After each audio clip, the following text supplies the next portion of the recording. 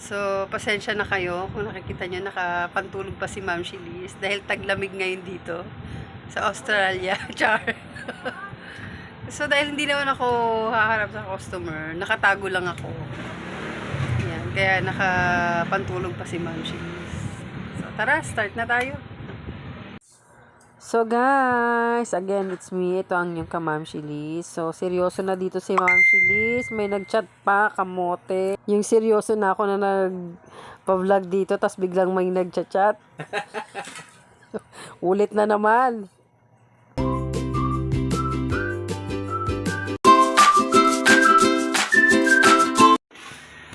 So, ayan mga ka-hardware. So, nabilang ko na po yan lahat. Yan. So, nasa stage na ako ng yan, yung tuhod ko may mga scotch tape. Naglalagay na ako ng mga pricing. Yan. At nakapag-break na rin si Ma'am Shilis. Yan. Makalat na.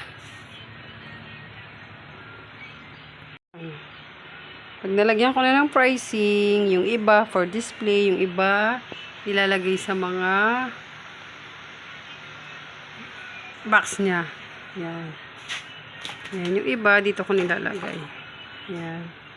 Mo, diba? Yung stock ko, ano na, konti na lang. Kagaya nito. Yan. 4 na lang. 5. Ayan, yung Amco box ko, 2 na lang. Kaya umorder ako ng 30 pieces. Yan. Mga stockan ko.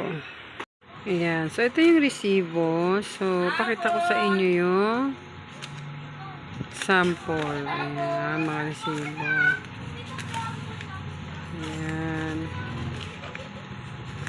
So, ito yung, ayan, example, diba? Yun yung mga binibilugan ko. Yung sabihin kulang yan. Maano kasi na. Ayan. So,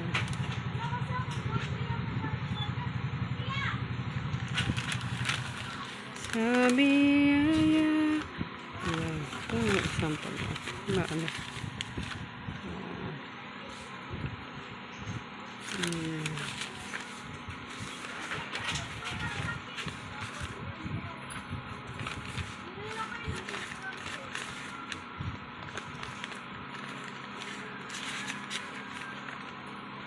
So, wala na.